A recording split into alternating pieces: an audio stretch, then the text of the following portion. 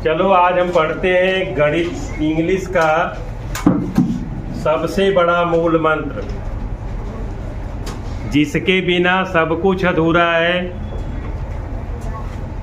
सबसे छोटी से छोटी इकाई इंग्लिश लैंग्वेज की लेटर होती है। लेटर से अल्फ़ाबेट, अल्फ़ाबेट से वर्ड बनता है, वर्ड से सेंटेंस बनता है। ठीक है ना। अब उस सेंटेंस के कितने पार्ट में डिवाइड किया जाता है आपको बताया भी जा चुका है पहले ही। पार्ट्स ऑफ स्पीच, शब्द के भेद। शब्द किसे कहते हैं? A meaningful combination of letter is called a word. ऐसा मीनिंगफुल लेटर्स जब कंबाइंड करते हैं, एक साथ जोड़ते हैं, तो उनके समूह को हम क्या कहते हैं? शब्द कहते हैं। शब्द के भेद कितने होते हैं वो आपको पार्ट्स ऑफ स्पीच में बताया जा चुका है। शब्द के 8 भेद होते हैं। ठीक है ना। Noun, pronoun, adjective, verb, adverb, conjunction, interjection, preposition पढ़ाया गया है। जिसमें मोस्ट इम्पॉर्टेंट है नाउन। नाउन आपने पढ़ा है। Noun is the naming word. पूरे संसार में, पूरे वर्ल्ड में जितने वस्तुएं आपको दिखाई दे रही हैं, चाहे जो कुछ भी देख रहे हो, सब क्या है? नाउन है ना। चाहे बोर्ड कहें, ये क्या है? नाउन है। किसी का नाम बोलें, वो भी नाउन है। ये चाक है, ये भी नाउन है। जिन वस्तुओं को हम नाम देते हैं वो क्या होता है? नाउन होता है। अब नाउन का क्लासिफिकेशन हम करते हैं कि how many kinds of nouns या टाइप्स ऑफ नाउन्स। नाउन्स के सारे टाइप्स आपको पढ़ाए गए हैं। Proper noun, common noun, collective noun, material noun, abstract noun. उसको पहचानते कैसे हैं, उसको जानते कैसे हैं, उसको भी पढ़ाया जा चुका है आपको। आज हम पढ़ेंगे कि नाउन तो होते हैं, लेकिन एक निर्धारण किया जाता है जेंडर का। जेंडर मीन्स क्या होता है? लिंग। लिंग से हम ये पता करते हैं कि जो नाउन है, जो शब्द है, जो लिविंग थिंग है या नॉन लिविंग थिंग है, उसमें कौन सा जेंडर है। उसमें कौन सा जेंडर है उसको ध्यान से सुने। और किसी प्रकार की हरकत क्लास में करोगे तो सारा काम बंद करके तुम्हारी पूजा करेंगे फिर। ठीक ना। ध्यान दीजिए, जेंडर क्या होता है? Gender is the state being male और फीमेल। आप लिखने का मन करे लिखें, नहीं लिखने का मन करे मत लिखें, वो आपके ऊपर डिपेंड है। ठीक है ना। लेकिन जब पढ़ाया जाता है कंसंट्रेट होकर के पढ़ें, ध्यान से समझें। Gender is the being, gender is the state of being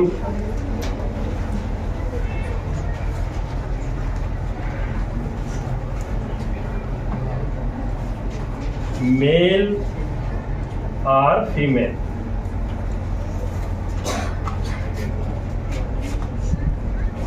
gender क्या है? एक कथन है, एक लिंग है। वह मेल पुरुष जाति का है कि स्त्री जाति का है, उसको हम जेंडर कहते हैं, लिंग निर्धारण करते हैं। How many types of gender?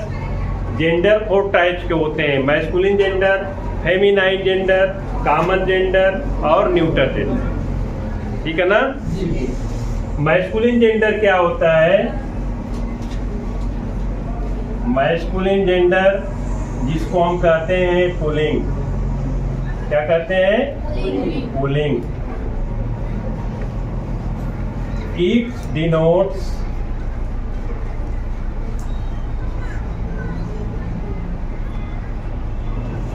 Mail animal.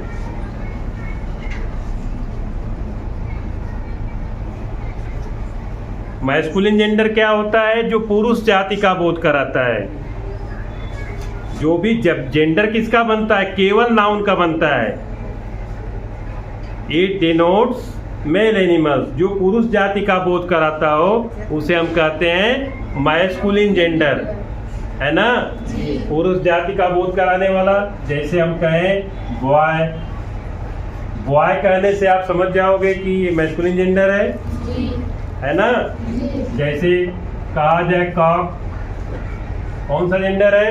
Masculine gender. आक्स कहा जाए, कौन सा जेंडर है? Masculine gender. तो ऐसे नाउन के शब्द जो मेल जाति का बोध कराता हो उसे हम क्या कहते हैं? Masculine gender. समझ में आ गया? अब आगे देखते हैं feminine gender. It denotes a female animals, जो स्त्री जाति का बोध कराता हो या फीमेल क्लासेस, है ना। अब देखिए फेमिनाइन जेंडर।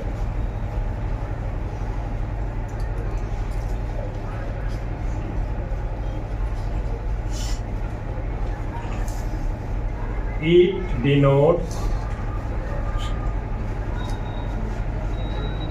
female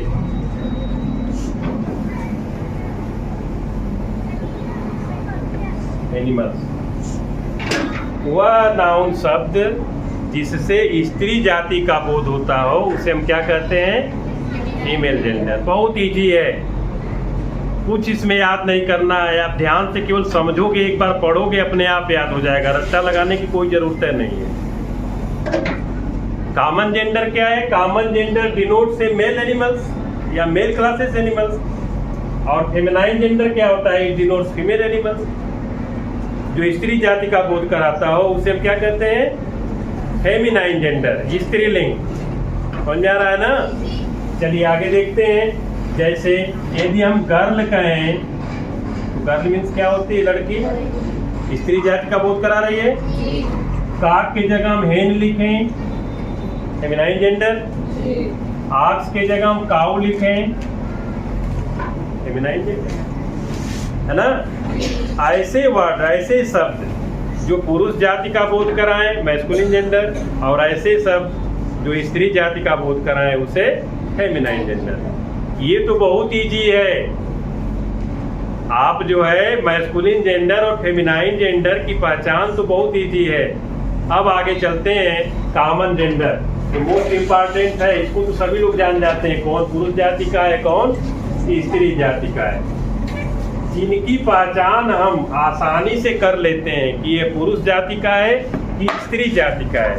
यदि पहचान पुरुष जाति में होती है तो मैस्कुलिन जेंडर, यदि पहचान स्त्री जाति में होती है तो फेमिनाइन जेंडर। लेकिन कुछ ऐसे शब्द होते हैं जिसकी पहचान आसानी से नहीं हो पाती है ना। उसमें हम क्या कहते हैं? कॉमन। कॉमन जेंडर मीन्स होता है उभय लिंग। कॉमन जेंडर डिनोट्स आइदर ए मेल और ए फीमेल। देखिए common gender denotes either a male or a female।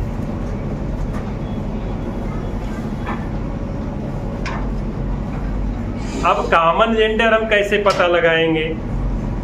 अब यहाँ तो देखने से आप बता सकते हो, कह सकते हो। जैसे कहा जाए कि किसी कक्षा में स्टूडेंट्स पढ़ रहे हैं या विद्यालय के गेट के बाहर कोई आया हुआ है। अब कौन आया है? कोई आया हुआ है, लेडीज आई है कि कोई जेंट्स आया है, इसका पता तो है नहीं, है ना। तो इसका हम पता कर सकते हैं, लेकिन पता करने के लिए हमें कुछ न कुछ करना पड़ेगा। जैसे यदि कहा जाए स्टूडेंट, है ना, टीचर, बेबी। अब स्टूडेंट मीन्स छात्र होता है या छात्रा होती है। कहा जाए स्टूडेंट तो अब बोध तो हो नहीं रहा है कि वो मैस्कुलिन है कि फेमिनाइन है, दोनों के लिए प्रयोग किया जाता है। किसका? स्टूडेंट का। टीचर लेडीज भी हो सकती है, जेंट्स भी हो सकता है, दोनों की इंग्लिश तो एक ही होती है। बेबी बच्चा, अब बच्चा फेमिनाइन है कि मैस्कुलिन है, ये तो क्लियर है नहीं। कोई कह दिया कि हमारे क्लास में यहाँ वहाँ पर डे मॉर्निंग में टीचर पढ़ाते हैं, तो टीचर कह देने से क्या कोई भैया ये जान सकता है कि कौन मैस्कुलिन टीचर है कि फेमिनाइन टीचर है? नहीं पता लगता है। तो ऐसे शब्द जो मैस्कुलिन और फेमिनाइन जेंडर दोनों के रूप में प्रयोग होता हो उसे हम क्या कहते हैं? Common gender. ये क्लियर हो रहा है ना? माने कॉमन जेंडर का हम पता लगाना चाहें तो लगा सकते हैं। जैसे हम कहें कि हमें किसी डॉक्टर को दिखाने जाना है, तो आप पूछ सकते हो कि वो डॉक्टर फेमिनाइन है कि मैस्कुलिन है। तो अभी तो मेरे को पता नहीं है, अभी तो मैं हॉस्पिटल में नंबर लगाया हूँ, कल डॉक्टर देखेगा, अब वो डॉक्टर लेडीज है कि जेंट्स है ये तो क्लियर है नहीं। लेकिन कल जब मैं हॉस्पिटल में जाऊँगा, वो डॉक्टर मिलेगा, तो मिल करके हम बता सकते हैं कि डॉक्टर लेडीज है या जेंट्स है, तब तो क्लियर हो जाएगा। हम चाहेंगे तो क्लियर हो सकता है। कॉमन जेंडर का मतलब कि भले वर्ड कोई हो, टीचर हो, स्टूडेंट हो, डॉक्टर हो, यदि हम पता लगाना चाहें कि ये लेडीज है कि जेंट्स है तो पता लग सकता है।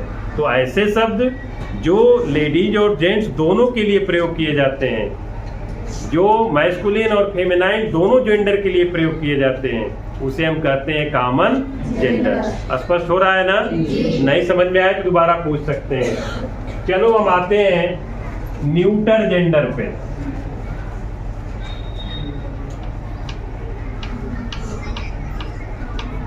ये मोस्ट इंपॉर्टेंट है। यदि इतना आप अच्छे से समझ जाओगे, इसके बाद अगला चैप्टर प्रोनाउन का पढ़ाया जाएगा, ये समझ में आपको आ गया तो टेंस बनाना बहुत आसान, कुछ भी नहीं याद करना होगा। मैं ऐसा तरीका बताऊंगा कि आप वाक्य देखते ही आप जान जाओगे कि कौन सी क्रिया लगेगी, कौन सा सब्जेक्ट लगेगा, इसका ऑब्जेक्ट क्या है। लेकिन ये पॉइंट जानना बहुत जरूरी है जितना मैं बोल रहा हूँ, ठीक है। अब देखिए, न्यूटर जेंडर माने होता है नपुंसक लिंग। इसका हम चाह करके भी पता नहीं लगा पाते हैं कि ये कौन सा लिंग है, ठीक है ना। जैसे मैं डस्टर को दिखा के बोले कौन सा लिंग है, बता सकते हो? नहीं बता। डस्टर न मैस्कुलिन है न फेमिनाइन है, नहीं है ना, इसका पता नहीं लगा सकते हैं। जैसे हम कहें एक सांप पकड़ के लाएं और आपके सामने रख दें और कह देंगे आप देख करके बताओ कि मैस्कुलिन है कि फेमिनाइन है, बता पाओगे? नहीं। मछली के झुंड में तमाम मछलियां हैं, अब उसमें पूछे कि इसमें पता लगाओ कि कौन फेमिनाइन है कौन मैस्कुलिन है, बता सकते हो? नहीं।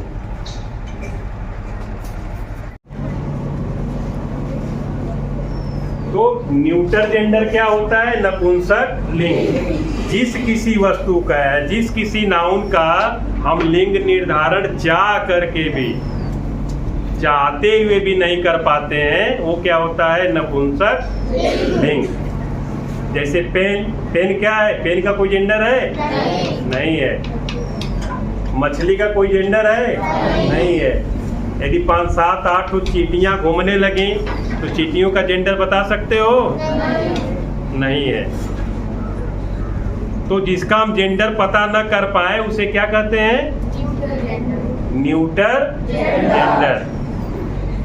चलो अभी समझ में आ गया।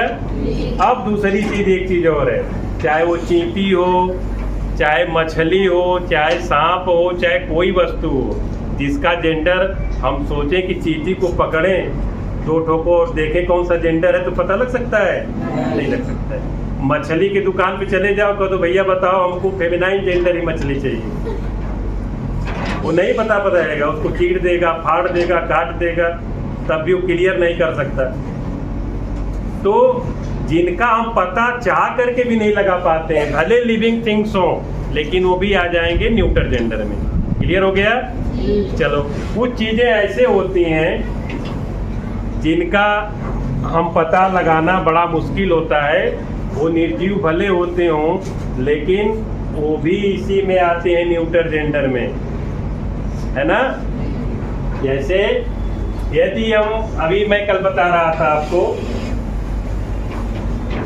कि चंदा मामा है कि चंदा है ना, तो ऐसे चीजें। अब चंदा मामा का जेंडर कौन पता लगाएगा? चंदा मामा है कि मामी है, ये पता लगेगा? नहीं लगेगा।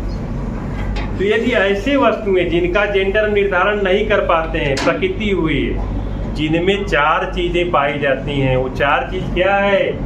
मैस्कुलिन और फेमिनाइन जेंडर को क्लियर करने के लिए 4 पॉइंट्स है। मेल है कि फीमेल है, मैस्कुलिन है कि फेमिनाइन है। पावर, यदि जिसमें शक्ति होगा वो क्या होगा? मेल। क्या होगा?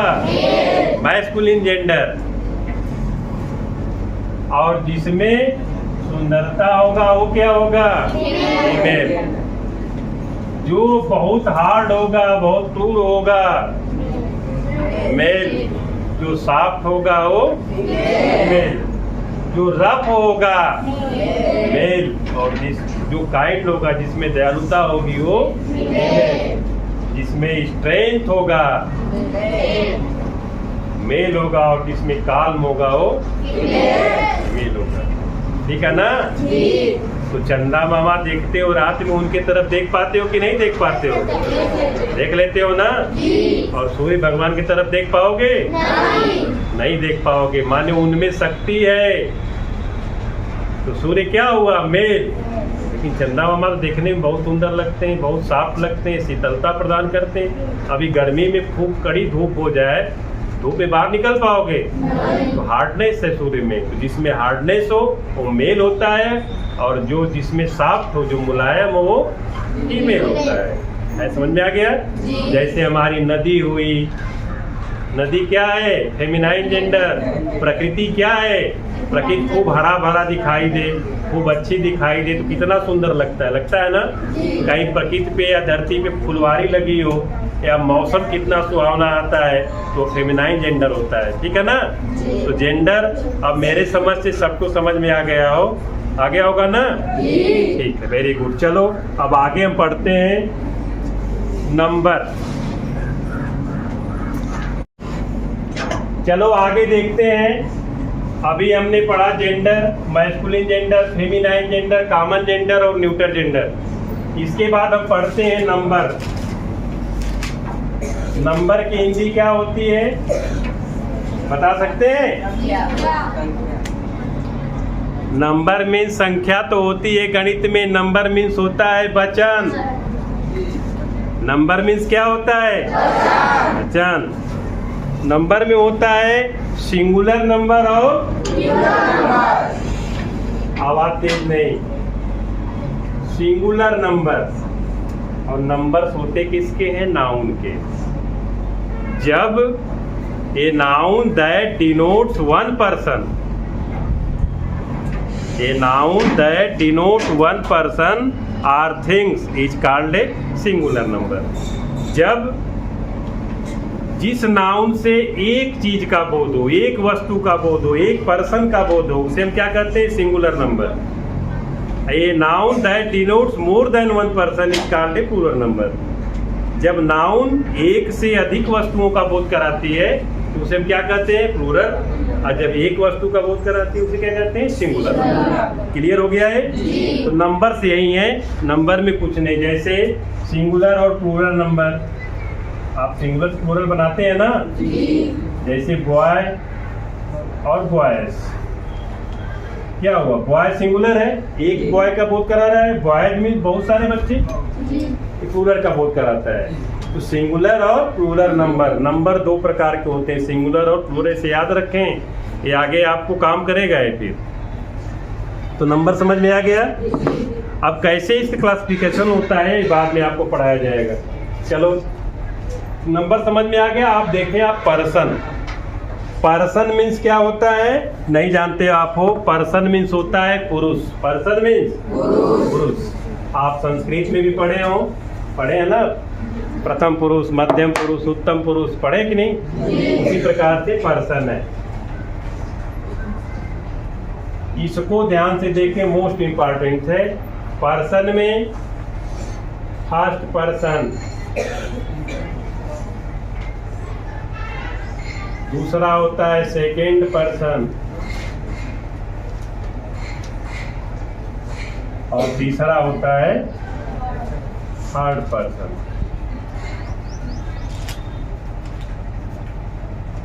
फर्स्ट पर्सन में आपको इंग्लिश में पढ़ाया गया है आई और वी, आई और वी।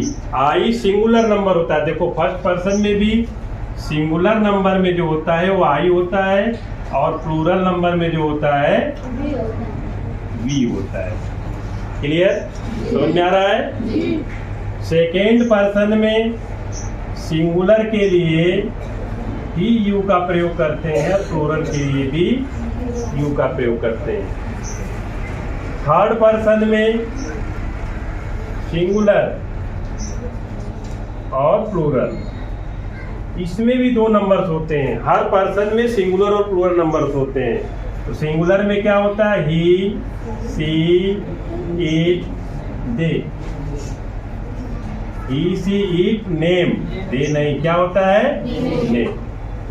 ये सिंगुलर नंबर के हो गए थर्ड पर्सन, और इन सब का मिला करके इनका प्लूरल होता है दे।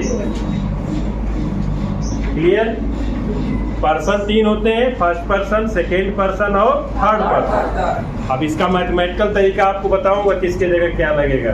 ध्यान से समझो तब, या तो आज या तो नेक्स्ट क्लासेस में, ठीक है, समय के अनुसार। अब देखें पर्सन में फर्स्ट पर्सन किसको कहते हैं? स्पीकर।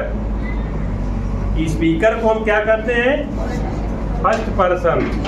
कहने वाले को फर्स्ट पर्सन, और लिसनर सुनने वाले को second person. A say about words, जिसके बारे में कहा जाता है वो थर्ड पर्सन। क्लियर हो गया? फर्स्ट पर्सन, सेकेंड पर्सन और थर्ड पर्सन। कहने वाला फर्स्ट पर्सन होता है और सुनने वाला सेकेंड पर्सन होता है, और जिसके बारे में कुछ कहा जाता है वो थर्ड पर्सन। अब देखिए इसमें पर्सन में भी सिंगुलर होता है, प्लूरल होता है। यू माने तुम भी होता है, यू माने तुम लोग भी होता है। ही का प्रयोग हम करते हैं मैस्कुलिन जेंडर के लिए किसके बदले? जैसे राम, मोहन, सोहन, इनके लिए हम ही का प्रयोग करते हैं ना। और सी का प्रयोग स्त्रीलिंग, फेमिनाइन जेंडर, सी मीन्स भी हुआ होता है। इट्स माने नपुंसक लिंग, न्यूटर जेंडर के लिए इसका प्रयोग करते हैं, ठीक है। और नेम, जितने नाम है सब इसी में देखो बहुत कुछ छुपा हुआ है, और इनको बहुवचन के रूप में जब प्रयोग करते हैं तो इन्हीं के बदले दे का प्रयोग होता है। ठीक, आपको पता होगा कि जब हम सिंगुलर नंबर की कर्ता होती है टेंस बनाते समय, तो हम एक वचन की क्रिया भी लिखते हैं ना। इसलिए ये जानना जरूरी है कि कौन सिंगुलर है, कौन प्लूरल है, कौन फर्स्ट पर्सन है, कौन सेकेंड पर्सन है। अच्छा ये बताओ, ये प्रश्न आता होगा आपके दिमाग में कि आई जब सिंगुलर नंबर है तो इसको बहुवचन में क्यों रखते हैं? कहा जाता है एक वचन कर्ता के साथ क्रिया का एक वचन ही रूप लगता है, लेकिन हम क्यों रखते हैं? आई मीन्स मैं होता है, ये फर्स्ट पर्सन होता है बोलने वाला, है ना। स्पीकर क्या होता है? फर्स्ट पर्सन का सिंगुलर नंबर है। केवल इसका आई का यूज पूरे टेंस में केवल एक जगह है, कहाँ? पास्ट कंटीन्यूअस टेंस में। यही ऐसा टेंस है जहाँ आई के साथ वाज लगता है। बाकी जितने टेंस हैं सारे टेंस में आई के साथ क्रिया का बहुवचन रूप लगता है। क्लियर? ये समझो, इसलिए बेसिक चीजें आपको बताई जा रही है कि आगे टेंस बहुत आसानी से समझेंगे यदि आप मेहनत करोगे, रेगुलर रहोगे, कक्षाओं में शांति बना करके रखोगे। और इसीलिए कहा जाता है कि हर काम को ठीक रखिए। विद्यालय का आपका जो भी काम है, इसी में नहीं कि सबका पूरा है तुम्हारा बाकी है, कल हो जाएगा, परसों हो जाएगा, क्लास लेने में फिर बाधा पड़ेगी और आप कुछ सीख नहीं पाओगे। ठीक है, अब इतना समझ में आ गया पर्सन। ये तीनों का अपने जगह इम्पोर्टेंस है। चलो क्या इम्पोर्टेंस है मैं दिखाता हूँ अभी। मिटा दो इसको, आप नोट बनाओ चाहे न बनाओ, आपकी जिम्मेदारी है। कैमरा में कैद हो रहा है, आप उसको बाद में चाहोगे तो स्क्रीनशॉट मार करके नोट बना सकते हो घर में जा करके। ठीक है, चलिए आगे देखते हैं। और नहीं आएगा तो कमेंट कर देंगे, और आपको अच्छा लगे दूसरे को भेज देंगे। ठीक है, और आप चाहते हैं कि सबसे पहले क्लास मेरे तक पहुंचे तो क्या करेंगे? कर देंगे जो करना है, जानते ही होंगे। चलो आगे देखते हैं। अब देखिए, किसी भी नाउन के जगह जो हम प्रयोग करते हैं ही सी इट का, इसका निर्धारण प्रोनाउन थोड़ी से हम बता रहे हैं आपको। अब किसके जगह किसका प्रयोग करेंगे, किस नाउन के जगह कौन सा प्रोनाउन लगेगा, इसको जानना बहुत जरूरी। कैसे निर्धारण करते हैं, जैसे आप देखिए यहाँ लिखा जाए रमेश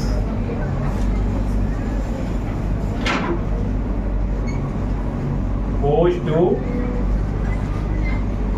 मार्केट, है ना। तो जो सब्जेक्ट होता है यदि फर्स्ट पर्सन का है या थर्ड पर्सन का, रमेश क्या है, थर्ड पर्सन है कि कौन सा पर्सन है, थर्ड पर्सन। मैंने बताया अभी ही सी इट और नेम, ही हो सी हो या इट हो या कोई नाम हो तो किसमें आता है, थर्ड पर्सन। ठीक। अब देखिए थर्ड पर्सन में जो क्रिया लगी है, हम पर्सन कैसे, अब देखो यहाँ नाउन को जब हम चेंज करते हैं ध्यान से समझेंगे, बॉय है, बॉय को हमें प्लूरल नंबर बनाना होता है तो क्या करते हैं, यस या ईएस जोड़ते हैं ना। बॉय को सिंगुलर टू प्लूरल बनाने के लिए हमें क्या करना पड़ा, यस को इसमें जोड़ना पड़ा, यस या ईएस। वर्ब हमेशा जो भी क्रियाएं हैं सब बहुवचन में होती है, प्लूरल नंबर होता है ना।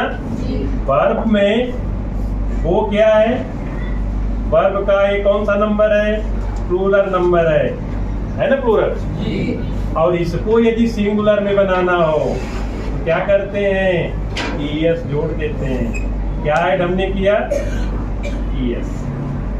उल्टा है, नाउन को प्लूरल बनाने के लिए, नाउन सिंगुलर में प्लूरल बनाने के लिए हम यस या ईएस जोड़ते हैं, और वर्ब को प्लूरल से सिंगुलर बनाने के लिए यस या ईएस जोड़ते हैं। उल्टा है कि नहीं उल्टा है। तो आप सीधे जानेंगे यदि हम नाउन सिंगुलर है तो वर्ब भी सिंगुलर बनाना पड़ेगा। यदि नाउन में यस लगाते हैं तो उसमें वर्ब में नहीं लगेगा, यदि नाउन में नहीं लगाते हैं तो वर्ब में यस या ईएस लगेगा। क्लियर हो गया है। चलो अब प्रोनाउन का एक मैजिक दिखाते हैं आपको। Ramesh goes to market. Ramesh कौन सा जेंडर है, मैस्कुलिन जेंडर है ना। किसी भी मैस्कुलिन जेंडर के नाम के बदले हमें रमेश की जगह कौन सा प्रोनाउन लगेगा, इसे ध्यान से देखेंगे। कौन सा प्रोनाउन लगाते हैं, तुम तो याद किए हो कि रमेश की जगह पुरुष लिंग है तो ही लगाते हैं। क्यों लगाते हैं, उसका कुछ रीजन होना चाहिए। तो रीजन क्या होता है, यही रीजन होता है कि हम जानना पड़ेगा हमें जेंडर, नंबर और पर्सन, तीन चीजों से निर्धारण होता है। यदि इस नाउन का तीनों चीज, प्रोनाउन का तीनों चीज एक साथ मिल रहा हो तो हम उसी प्रोनाउन का यूज करते हैं नाउन की जगह। जैसे रमेश कैसा पर्सन है आप बता सकते हो, थर्ड पर्सन है ना। और थर्ड पर्सन में कौन कौन सा लिखाया गया आपको, ही सी इट ने, ये थर्ड पर्सन के हैं। अब रमेश के जगह अब हम देखेंगे कि इसका जेंडर क्या है, रमेश का पर्सन। तो देखिए रमेश का जो पर्सन है ये पर्सन तीनों थर्ड पर्सन, ये भी है। यदि रमेश थर्ड पर्सन का है ये भी तो थर्ड पर्सन के सारे हैं, ही सी इट ने। तो इसमें से क्या लगेगा, हम कैसे सिद्ध करेंगे। चलो पर्सन तो दोनों का एक ही मिल रहा है, चलो पर्सन मिल गया। अब देखते हैं कि ये जेंडर कौन सा है। रमेश जेंडर कौन सा है, मैस्कुलिन जेंडर है। तब तो हम इसको काट देंगे, सी फेमिनाइन के लिए होता है, इट न्यूटर के लिए होता है, और नेम तो अपने आप में ही प्रॉपर नाउन। ये काट देंगे, क्या बचेगा, ही बच गया। अब ही देखो नंबर क्या है, ये सिंगुलर नंबर है रमेश, और ये ही भी क्या है, सिंगुलर नंबर। ये तो सारे सिंगुलर नंबर प्रोनाउन है। तो इसीलिए रमेश के जगह हम किसका यूज करेंगे, ये मैथमेटिकल फार्मूला है। ठीक है, मैंने बताया भी था कि कोई भी सब्जेक्ट आप गणितीय विधि से पढ़ोगे तो कभी भूलेगा नहीं।